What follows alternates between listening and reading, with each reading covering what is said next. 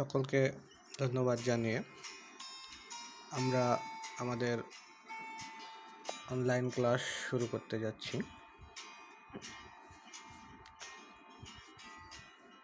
প্রথমেই বলে নিই যে আমাদের আলোর প্রতিফলন চ্যাপ্টারটি, রিফ্লেকশন অফ লাইট, এই চ্যাপ্টারটি প্রায় শেষ হয়ে গেছিল। আজকেই এই চ্যাপ্টারটির ফাইনাল পার্ট নিয়ে আলোচনা করব। ফাইনাল পার্টে নতুন করে বলার কিছু নেই। তোমরা যারা আগের ভিডিওগুলো ফলো করোনি তারাও এটা দেখে নিলে মোটামুটি একটা পুরো চ্যাপ্টারটা সম্পর্কে ধারণা পাওয়া যাবে। অর্থাৎ আমরা রিভিউ করব এই চ্যাপ্টারে এবং কিছু প্রশ্ন উত্তর বিগত সালে এইচএসে এসেছিল এবং এনসিইআরটিতেও দেওয়া আছে। সেই প্রশ্ন উত্তর কিছু দেখব। এরপর তোমাদের কোনো সমস্যা থাকলে তোমরা সরাসরি কমেন্টের মাধ্যমে জিজ্ঞাসা করবে, আমি সমাধান করে দেওয়ার চেষ্টা করব। ভিডিওটা একটু বড় হবে, ধৈর্য ধরে দেখতে থাকবে। তাহলে এগুলো আমাদের সব পড়া হয়ে গেছে, আমরা জাস্ট একবার রিভিশন দিয়ে নেব। আমার সাথে সাথে তোমরাও রিভিশনটা দিয়ে নিলে ভালো হয়। প্রথমেই আলোর প্রতিফলন, রিফ্লেকশন অফ লাইট কাকে বলে? তো দেখো, আলো যখন কোনো মাধ্যমের মধ্যে দিয়ে যেতে যেতে অন্য কোনো মাধ্যমের উপরিতলে আপতিত হয়, তখন ওই আপতিত আলোর কিছু অংশ অভিমুখ পরিবর্তন করে আবার প্রথম মাধ্যমে ফিরে আসে। এই ঘটনাটাকেই আমরা বলছি আলোর প্রতিফলন। তাহলে কোনো মাধ্যমের তলে আপতিত হলে সে আপতিত আলোর কিছু অংশ দিক পরিবর্তন করে যখন প্রথম মাধ্যমে ফিরে আসে, তখন সেই ঘটনাটাকে আমরা আলোর প্রতিফলন বলবো।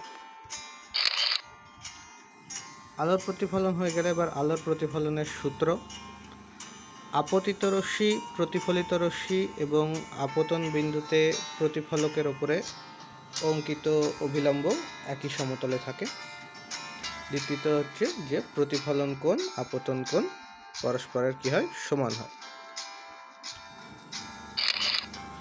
তারপর চলে আসছি প্রতিবিম্ব কাকে বলে। প্রতিবিম্ব আমরা জেনেছি, ডিটেলসে জেনেছি, আর একবার মনে করিয়ে দিই।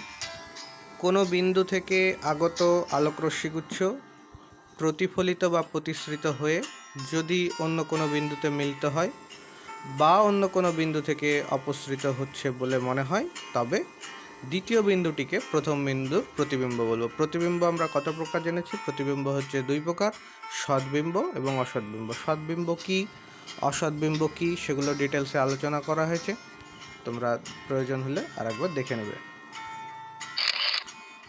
এবার আসছি যে ফোকাস কাকে বলবো। ফোকাস পড়তে গিয়ে আমরা দেখেছিলাম যে ফোকাস কিন্তু আমরা উত্তল এবং অবতলের ক্ষেত্রে আমি উল্লেখ করেছিলাম আলাদা আলাদাভাবে বলতে হবে বা একসঙ্গে কম্বাইন্ড করে বলা যেতে পারে। তো এখানে কম্বাইন্ড করে বলা আছে, কোনো সমান্তরাল রশ্মিগুচ্ছ গোলীয় দর্পণের প্রধান অক্ষের সঙ্গে সমান্তরালভাবে এসে দর্পণে আপতিত হলে প্রতিফলনের পর প্রতিফলিত রশ্মিগুলি একটা নির্দিষ্ট বিন্দুতে মিলিত হয় অথবা একটা নির্দিষ্ট বিন্দু থেকে অপসৃত হচ্ছে বলে মনে হয়। এই দুটো উল্লেখ করতে হবে। এখানে আরও একটা জিনিস উল্লেখ করা ভালো ছিল, পাশে ব্র্যাকেট দিয়ে কোনটায় মিলিত হচ্ছে অর্থাৎ অবতলের ক্ষেত্রে এবং কোনটা থেকে অপসৃত হচ্ছে এটা ব্র্যাকেটে উল্লেখ করে দেওয়া উচিত ছিল। তোমরা পরীক্ষাতে ওইটা উল্লেখ করবে।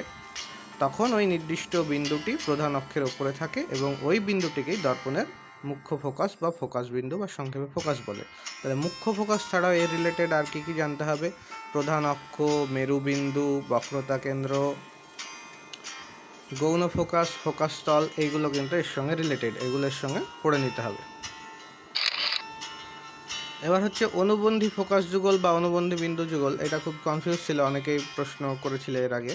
তো যাই হোক, যদি দুটি বিন্দু এমন হয়, অনুবন্ধী ফোকাস যুগল আমরা দেখেছি, তো অনুবন্ধী ফোকাস যুগল বলতে গেলে যদি দুটি বিন্দু এমন হয় যে একটিতে বস্তু রাখলে আরেকটিতে প্রতিবিম্ব পাবো, বা উল্টে দিলে আরেকটিতে বস্তু রাখলে আরেকটিতে প্রতিবিম্ব পাবো, এইরকম যদি হয়, অর্থাৎ দুটি বিন্দু এমন হয় যে কোনো একটিতে বস্তু রাখলে অপরটিতে কোনো স্থির দর্পণ দ্বারা প্রতিবিম্ব গঠিত হয়, তবে ওই বিন্দুটিকে ওই দর্পণের অনুবন্ধী ফোকাস যুগল বা অনুবন্ধী বিন্দু যুগল বলা হবে।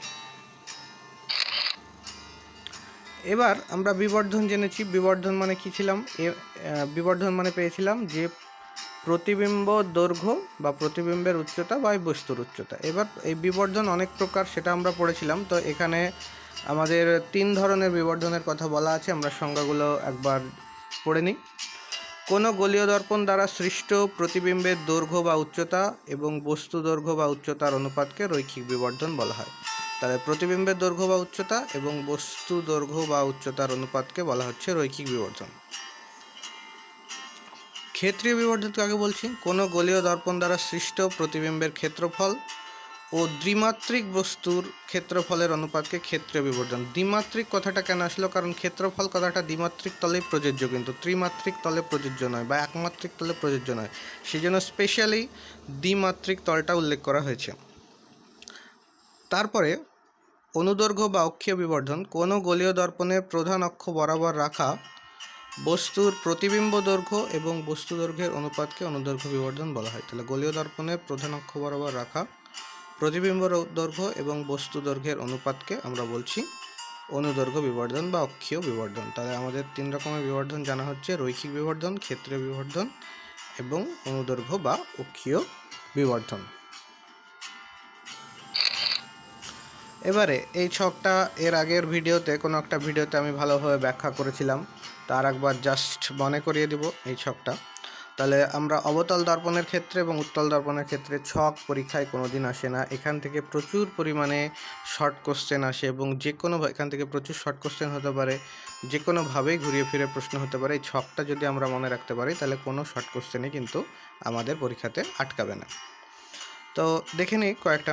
যেমন অবতল দর্পণের ক্ষেত্রে বস্তু যদি অসীমে থাকে তাহলে প্রতিবিম্ব গঠিত হবে কোথায়? ফোকাসে। এক্ষেত্রে কিন্তু সদ অবশীর্ষ প্রতিবিম্ব গঠিত হবে এবং অত্যন্ত ক্ষুদ্র প্রতিবিম্ব। তাহলে বস্তু অসীমে থাকলে প্রতিবিম্বের অবস্থান হবে ফোকাসে। তাহলে এরকম বলতে পারে যে অবতল দর্পণের ক্ষেত্রে প্রতিবিম্বের অবস্থান ফোকাসে পেতে গেলে বস্তুকে কোথায় রাখতে হবে? তাহলে উত্তর হবে অসীমে। বা অবতল দর্পণের ক্ষেত্রে প্রতিবিম্বের প্রকৃতি কেমন হয়? তাহলে কী হতে হবে? সদ অবশীর্ষ। একইভাবে যদি বস্তুকে অসীম ও বক্রতা কেন্দ্রের মধ্যে রাখি তাহলে প্রতিবিম্বের অবস্থান হবে ফোকাস এবং বক্রতা কেন্দ্রের মধ্যে। এক্ষেত্রেও সদ অবশীর্ষ হবে ক্ষুদ্রতর। বক্রতা কেন্দ্রে রাখলে বক্রতা কেন্দ্রে হবে। এই প্রশ্নটা খুবই ইম্পর্টেন্ট, যে কোথায় রাখলে বস্তুকে প্রতিবিম্ব কিন্তু সেই একই স্থানে গঠিত হচ্ছে, সেটা হচ্ছে বক্রতা কেন্দ্রে। এবং এক্ষেত্রে কিন্তু সমান, অর্থাৎ কোন পজিশনে বা কোন অবতল দর্পণের ক্ষেত্রে কোন পজিশনে বস্তুকে রাখলে বা প্রতিবিম্বকে রাখলে বস্তু প্রতিবিম্ব সমান হবে, তাহলে কিন্তু সেটা বক্রতা কেন্দ্র। এই কোশ্চেনটা কিন্তু ইম্পর্টেন্ট। এবারে চলে আসি, বক্রতা কেন্দ্র ফোকাসের মধ্যে রাখলে বক্রতা কেন্দ্র অসীমের মধ্যে গঠিত হবে, সৎ অবশীর্ষ বিবর্ধিত হবে। যদি ফোকাসে রাখি তাহলে অসীমে গঠিত হবে, এটা সৎ অবশীর্ষ এবং অসীমভাবে বিবর্ধিত হবে। এইবারে লাস্টেরটা খুবই ইম্পর্টেন্ট। তাহলে সব থেকে বেশি ইম্পর্টেন্ট হচ্ছে এইখানে যেটা বললাম, আর এটা হচ্ছে ফোকাসটাও ইম্পর্টেন্ট, আর এই লাস্টেরটা খুবই ইম্পর্টেন্ট, সেটা হচ্ছে এক্ষেত্রে দেখো সব ক্ষেত্রেই কিন্তু অবতল দর্পণে আমরা সৎ অবশীর্ষ পাচ্ছি, একমাত্র এই ক্ষেত্রে অসৎ এবং সমশীর্ষ পাচ্ছি। তাহলে ফোকাস ও মেরুর মাঝখানে, অর্থাৎ দর্পণের খুব কাছাকাছি গেলে কিন্তু আমরা দেখি না, আমরা যদি অবতল দর্পণ একটা নিই তাহলে এবার দেখা যাচ্ছে আমরা যদি মুখের কাছে নিয়ে আসি তাহলে কি আমাদের চেহারা উল্টো দেখি? উল্টো তো দেখি না, কারণ সোজাই দেখি। তার কারণ কি? তার কারণ হচ্ছে সমশীর্ষ পাই এবং অসৎ পাই। তাই এটা ফোকাস ও মেরুর মধ্যে যদি থাকে তাহলে অবশ্যই দর্পণের পিছনে হবে অসৎ সমশীর্ষ এবং বিবর্ধিত হবে। এটাই কিন্তু তার কারণ। অনেক সময় অনেকে প্রশ্ন করে যে তাহলে তো অবতল দর্পণে আমাদের উল্টো দেখা উচিত ছিল, কেন আমরা উল্টো দেখছি না, সোজাই তো দেখছি? আসলে এই কারণ এইটাই যে আমরা যখন সোজা দেখছি বা কাছে গিয়ে দেখছি তখন আসলে আমরা ওর মেরু এবং ফোকাসের মধ্যে কিন্তু থাকছি। উত্তল দর্পণের ক্ষেত্রে অসীমে থাকলে ফোকাসে গঠিত হবে, অসৎ সমশীর্ষ অত্যন্ত ক্ষুদ্র, এবং অসীম মেরুর মধ্যে থাকলে মেরু ও ফোকাসের মধ্যে গঠিত হবে, এটাও অসৎ সমশীর্ষ এবং ক্ষুদ্রতর হবে। তাহলে মোটামুটি বোঝা গেল এর মধ্যে আমরা ইম্পর্টেন্ট যেটা পেলাম সেটা হচ্ছে মনে করতে পারো 1, 3 এবং 5, 6 এই দুটো, বাদ বাকি সবগুলোই দেখতে হবে। এবারে আমরা কিছু কোশ্চেন অ্যান্সার দেখে নেব কোশ্চেন অ্যান্সার। এই কোশ্চেনটা এইচএস 2012-তে কোশ্চেনটা এসেছিলো। তো কোশ্চেনটা দেখে রাখতে হবে, ইম্পর্টেন্ট কোশ্চেন। এবং এখন কোশ্চেনগুলো দেখতে গিয়ে তোমরা একটা জিনিস লক্ষ্য করবা যে আমরা যেগুলো পড়ে এসেছি সরাসরি তার থেকে কিন্তু আমাদের পরীক্ষার কোশ্চেনগুলো একটু ট্রিকি ধরনের হচ্ছে, অর্থাৎ বোধমূলক কোশ্চেনটা কিন্তু একটু বেশি হবে। এই কোশ্চেনটা দেখলে বুঝতে পারবো এটা এইচএস 2012 কোশ্চেন। তো যাই হোক, দেখে নিই আগে কোশ্চেনটা কী আছে।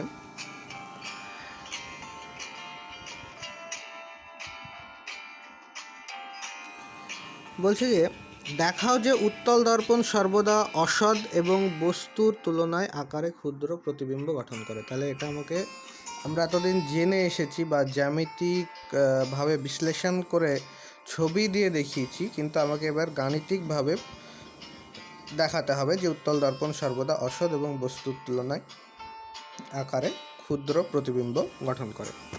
তো দেখে নিই তাহলে উত্তল দর্পণের সমীকরণ বা যে কোনো দর্পণের সমীকরণে আমরা কি পেয়েছিলাম, 1/v + 1/u = 1/f। তাহলে এখান থেকে কি দাঁড়াচ্ছে, 1/v = 1/f - 1/u। এটা ক্যালকুলেশন করলে দিয়ে যদি আমরা v এর মানটা বের করি তাহলে v = uf/u - f। এবারে উত্তল দর্পণের যেহেতু উত্তল দর্পণ, তাহলে f এর চিহ্নটাকে কি ধরা হবে, ধনাত্মক ধরা হবে, কারণ ফোকাসটা অপসৃত হচ্ছে বলে মনে হয়, আলোর দিকে হয়, এটা ধনাত্মক। আর বস্তু যেহেতু সৎ, ইউ এর চিহ্ন ঋণাত্মক হবে।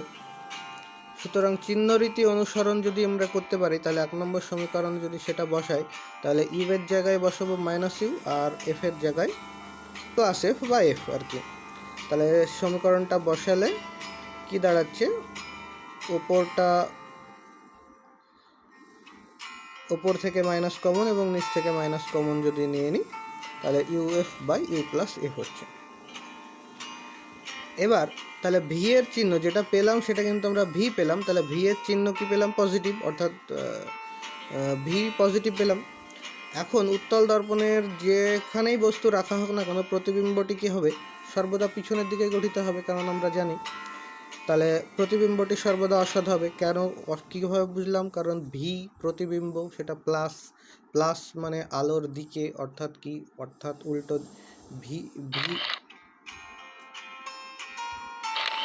ভি যেটা পাচ্ছিলাম, ভি আমরা প্লাস পাচ্ছি এক্ষেত্রে। প্লাস মানে কি, আলো যেদিকে যাচ্ছে সেই দিকে, তাহলে সেই দিকেই যদি যেতে হয় তাহলে আলো এদিকে যাচ্ছিল, ভি যদি প্লাস পেতে হয় তাহলে ভিকে এদিকেই থাকতে হবে। তাহলে ভি যদি এদিকেই থাকে তার মানে কি, তার মানে আমাদের দর্পণে তাহলে দর্পণের উল্টো দিকে গঠিত হচ্ছে। তাহলে উল্টো দিকে যেহেতু গঠিত হচ্ছে তাহলে প্রতিবিম্বটা কি হচ্ছে, অসৎ হচ্ছে। আর বিবর্ধন m = v/u, ভি এর মান uf/u+f, ইউ এর মান হচ্ছে বসিয়ে দিলাম। তাহলে যদি ইউ এর মান বসিয়ে দিই তাহলে ইউ কেটে যাবে, তার মানে এরকম দাঁড়াচ্ছে ক্যালকুলেশনটা, m = হচ্ছে ভি মানে হচ্ছে uf/u+f বাই হচ্ছে ইউ, তাহলে ইউ কেটে যাচ্ছে, তাহলে f/u+f। এবার u+f অবশ্যই f এর তুলনায় বড় হবে। u+f, এই যে u+f এটা অবশ্যই > f হবে। তাই যদি হয় তাহলে কি দাঁড়াচ্ছে, তাহলে লবের মান বড়, হরের মান ছোট, তাহলে m এর মান কত হয়েছে, 1-এর তুলনায় ছোট। তাহলে আমরা কি প্রমাণ করতে পারছি যে গঠিত প্রতিবিম্বটা বস্তুর তুলনায় আকারে ক্ষুদ্র। তাহলে এখান থেকে প্রমাণ করলাম, বিবর্ধন থেকে প্রমাণ করলাম ক্ষুদ্র, আর ওপরের থেকে প্রমাণ করলাম যে এটা হচ্ছে অসৎ। কারণ কি, ভি পজিটিভ মানে আলোর দিকে, অর্থাৎ দর্পণের উল্টো দিকে। এই জাতীয় বোধমূলক কোশ্চেন কিন্তু আমাদের তৈরি করার জন্য রেডি থাকতে হবে। এটা এইচএস 2012 কোশ্চেনটা ভালো করে দেখবে। এবারে 2 নম্বর প্রশ্ন, দেখাও যে গোলীয় দর্পণ দ্বারা, এটাও 2012 কোশ্চেন, এইচএস 2012 কোশ্চেন এটা। তো দেখাও যে গোলীয় দর্পণ দ্বারা সৃষ্ট প্রতিবিম্বের রৈখিক বিবর্ধন প্রতিবিম্ব দূরত্ব বা বস্তু দূরত্ব বা প্রতিবিম্বের দৈর্ঘ্য বা বস্তু দৈর্ঘ্য। এই প্রমাণটা কিন্তু যেখানে আমরা বিবর্ধনের প্রমাণ করে এসেছি, সেখানে কিন্তু প্রমাণটা আছে, প্রমাণটা ভালোভাবে তৈরি করে নিতে হবে। আচ্ছা, 3 নম্বর প্রশ্নটায় চলে আসি। 3 নম্বর প্রশ্নটা এইচএস 2013 কোশ্চেন। কোনো গলীয় উত্তল দর্পণের সামনে ইউ দূরত্বে এল দৈর্ঘ্যের কোনো বস্তুকে প্রধান অক্ষের ওপর লম্বভাবে রাখলে দেখাও যে প্রতিবিম্বের দূরত্ব F L by U plus F. এটা খুব ভালো কোশ্চেন এবং বোধমূলক কোশ্চেন, যেখানে এফ হচ্ছে দর্পণের ফোকাস দৈর্ঘ্য। তাহলে উত্তল দর্পণের সমীকরণ আমরা জানি, তাহলে সমীকরণটা বসিয়ে দেওয়া হলো। এখানে অবশ্যই চিহ্নটা ব্যবহার করে বসিয়েছে, সেই জন্য এটা এরকমভাবে দেওয়া আছে। যাই হোক, দেখে নেবে। তাহলে 1/v equals to 1/f plus 1/u। তাহলে 1/v সমান এই সাইডটা যদি ক্যালকুলেশন করা হয় তাহলে এরকম দাঁড়ালো যে 1/v সমান U plus F by F U. তাহলে ইউ যদি নিচে এই পারে নিয়ে আসি তাহলে ভি বাই ইউ, সমীকরণটা উল্টে দেওয়া হলো ভি বাই ইউ করে, তাহলে F by U plus F. তাহলে বিবর্ধন দাঁড়ালো, তাহলে ভি বাই ইউটা কি? ভি বাই ইউটাই হচ্ছে বিবর্ধন। তাহলে ভি বাই ইউ মানে এল ড্যাশ বাই এল, অর্থাৎ প্রতিবিম্বের দৈর্ঘ্য বা বস্তু দৈর্ঘ্য, বা হচ্ছে ভি বাই ইউ, তাহলে সেটা হচ্ছে F by U plus F. তাহলে এখান থেকে কি পাবো? তাহলে এল ড্যাশ সমান কি পাবো? ভি বাই ইউটাকে মাঝখানে আমরা ওমিট করে দিই, তাহলে এল ড্যাশ সমান কি পাবো? L F L by U plus F, যেটা প্রমাণিত। তাহলে এই ধরনের কোশ্চেন কিন্তু খুব সহজ কোশ্চেন, কিন্তু আমাদের প্র্যাকটিসের অভাব থাকলে কিন্তু এই ধরনের কোশ্চেন আমরা সমাধান করতে পারবো না। আর এইচএসে কিন্তু এই ধরনেরই কোশ্চেন আসবে, ওই প্রতিফলনের কাকে বলে বা সূত্র লেখো, এই জাতীয় প্রশ্ন কিন্তু কম আসে। এই ধরনের কিছু ট্রিকি কোশ্চেন কিন্তু আসবে, তার জন্য আমাদেরকে প্রস্তুতি এখন থেকেই নিতে হবে।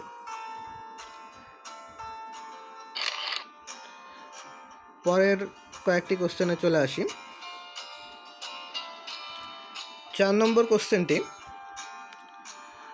এইটা এইচএস 2013-তে এসেছিল। তো কোশ্চেনটা কি? মোটর গাড়ির চালক, এটা সবাই জানি, মোটর গাড়ির চালক পিছনের জিনিস দেখার জন্য কোন প্রকার দর্পণ ব্যবহার করে? অবতল দর্পণ না উত্তল দর্পণ? তো আমি এটা বলে দিচ্ছি না, তোমরা নিজেই জানো, অনেকবার বলা হয়েছে। যাই হোক, এটা নিজে সমাধান করবে। 5 নম্বর, গলীয় দর্পণের ফোকাস দূরত্ব এবং বক্রতা ব্যাসার্ধের মধ্যে সম্পর্ক নির্ণয় করো গলীয় উত্তল দর্পণের। এই 5 নম্বর প্রশ্নের জন্য একটা কথা পরিষ্কার করে বলে দিই, এটাও এইচএস 2013 কোশ্চেন। গলীয় দর্পণের ক্ষেত্রে যদি ফোকাস দূরত্ব এবং বক্রতা ব্যাসের মধ্যে সম্পর্ক নির্ণয় করতে বলে, আমরা সবাই জানি সম্পর্কটা হচ্ছে আর সমান 2f। কথাটা সেটা নয়, কথা হচ্ছে যে এখানে কিন্তু স্পষ্ট করে বলেছে উত্তল দর্পণ। তাহলে এই ক্ষেত্রে যদি বলে দেয় যে গলীয় উত্তল দর্পণ, তাহলে কিন্তু আমাকে প্রমাণটা উত্তলের জন্যই করে আসতে হবে। অবতলের জন্য করলে কিন্তু 1 নম্বরও পাওয়া যাবে না।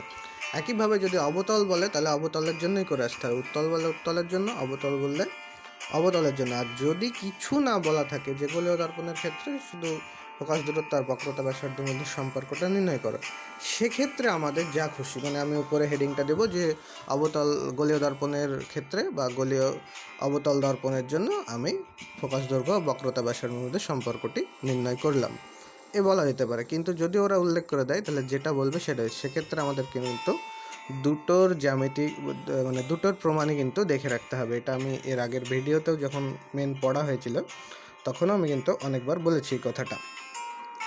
পরের কোশ্চেন, 6 নম্বর কোশ্চেন, এটা এইচএস 2015-তে এসেছিল। বস্তুর সমান আকারের প্রতিবিম্ব পেতে হলে একটা বস্তুকে গলীয় দর্পণের কোথায় রাখতে হবে? আমি একটু আগেই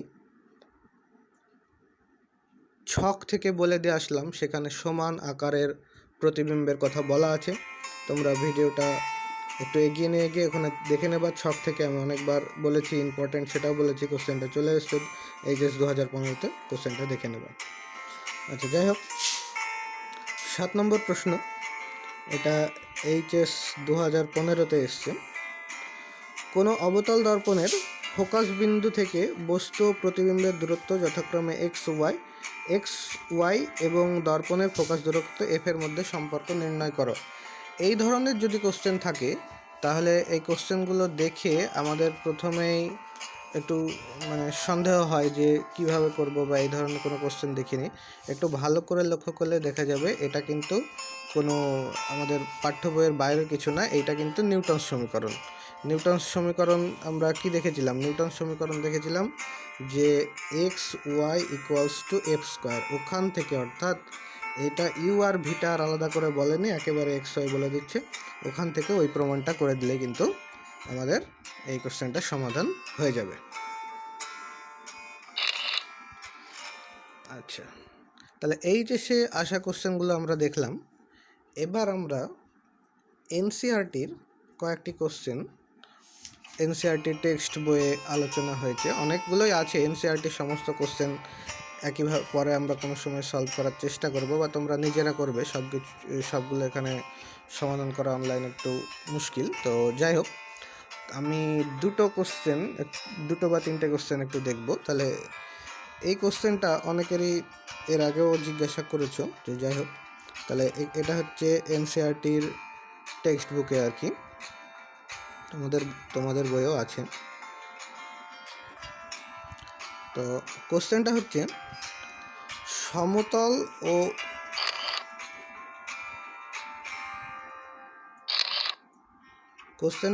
সমতল ও উত্তল দর্পণে সাধারণত বস্তুর অসৎ বিম্ব তৈরি হয়। আমরা তাই দেখেছি সমতল দর্পণে এবং উত্তল দর্পণে।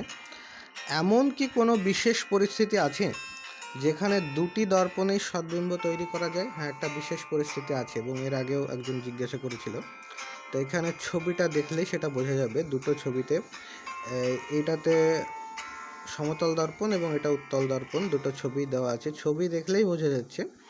তো যাই হোক, প্রথমটা, একটাই কন্ডিশন হতে হবে, যেটা হচ্ছে অভিসারী রশ্মিগুচ্ছ হতে হবে, অপসারী রশ্মিগুচ্ছ হলে কিন্তু হবে না। যদি দর্পণ না থাকতো, দুটো ক্ষেত্রে দেখো, যদি দর্পণ না থাকতো তাহলে প্রতিফলিত রশ্মিগুলো কোথায় মিলিত হতো? পি বিন্দুতে মিলিত হতো, দর্পণ না থাকলে। তাহলে পি হচ্ছে কি? তাহলে পি হচ্ছেটা অসৎ বস্তু। এবার পিকে আমরা বস্তু ধরে নেব। এই পি যদি অসৎ বস্তু, তাহলে এদিক থেকে কোথায় থেকে আসছে, অসীম দূরত্ব থেকে আলো, সেটা আমার দেখে লাভ নেই। এই যে পি পেলাম, দর্পণ না থাকলে যে বিন্দুতে আলোগুলো এসে মিলতো, সেইটাই কিন্তু হচ্ছে আমার বস্তু। এবং কেমন বস্তু? সে বস্তুটা হচ্ছে অসৎ বস্তু। তাহলে এবার এই অসৎ বস্তুর প্রতিবিম্ব, অর্থাৎ আলোগুলো দর্পণ থাকার জন্য কোথায় গিয়ে মিলিত হয়েছে? পি ড্যাশ বিন্দুতে মিলিত হয়েছে। দর্পণ থাকার জন্য পি ড্যাশ বিন্দুতে মিলিত হয়েছে। তাহলে এই যে পি ড্যাশ বিন্দুতে মিলিত হয়েছে, তো এই পি ড্যাশ বিন্দুটা হচ্ছে পি অসৎ বস্তুর সৎ। এটা আগের দিনে আমাকে অনেকবার জিজ্ঞাসা করেছিল, পি অসৎ বস্তু, তাহলে এক্ষেত্রে পি কিন্তু বস্তু, সেই পি অসৎ বস্তুর পি ড্যাশ হচ্ছে সৎ বিন্দু। তাহলে বিশেষ পরিস্থিতি হতে পারে, দেখছি কি, যে অভিসারী আলোক রশ্মিগুচ্ছ হতে হবে যেখানে মিলতো, দর্পণ না থাকলে সেই যে মিলন বিন্দুটা, সেই বিন্দুটা হচ্ছে অসৎ বস্তু, সেই অসৎ বস্তুটা দর্পণ থাকার জন্য তার একটা সদ্বিম্ব গঠিত হয়েছে। যেটা একটু বুঝে নিতে পারলেই হবে। পরের কোশ্চেন, এটাও এনসিইআরটি কোশ্চেন। আয়নোস্ফিয়ারে রেডিও তরঙ্গের প্রতিফলনের সঙ্গে কোনটির সাদৃশ্য রয়েছে? যাই হোক, এটা আমাদের পড়ার বিষয় নয়, তবে এনসিইআরটি ওদের সিলেবাসে আছে এবং ওদের বইয়ে দেওয়া আছে, জেনে রাখতে হবে। এটা কিন্তু মরীচিকা গঠনের সময় বায়ুতে আলোর অভ্যন্তরীণ পূর্ণ প্রতিফলন হচ্ছে। মরীচিকা গঠনের সময় কেন, নিচু ক্লাসে ছিল, ক্লাস 8-এর বই ছিল, বা তোমরা কোনো পড়ে থাকবে। মরীচিকা গঠনের সময় আলোর কি বলে, বায়ুস্তরে বিভিন্ন লেয়ার তৈরি হয়, বিভিন্ন লেয়ার, এবং কম উষ্ণ, বেশি উষ্ণ, এরকম লেয়ার তৈরি হয়, এবং ওই যে আলোগুলো যাওয়ার সময় বেঁকে যায়, বেঁকে গিয়ে আবার যখন অভ্যন্তরীণ পূর্ণ প্রতিফলন ঘটে তখন আবার পুনরায় বেঁকে গিয়ে আবার যে মাধ্যম থেকে আসলো সেই মাধ্যমে বা সেই স্তরেই ফিরে যায়। একইভাবে কিন্তু আয়নোস্ফিয়ারেও রেডিও তরঙ্গ আমরা এখান থেকে প্রেরকের মাধ্যমে পাঠাই, তারপর ওখান থেকে বিভিন্ন লেয়ারে সেটা প্রতিফলিত হয়, আবার গ্রাহকের মাধ্যমে পৃথিবীতে ফিরে আসে, যার ফলে আমরা রেডিও শুনতে পাই বা বিভিন্ন আমাদের স্পেস ওয়ার্কগুলো করতে পারি। তো যাই হোক, তাহলে এটা হবে মরীচিকা গঠনের সময় বায়ুতে আলোর অভ্যন্তরীণ পূর্ণ প্রতিফলন সাথে এর সাদৃশ্য আছে।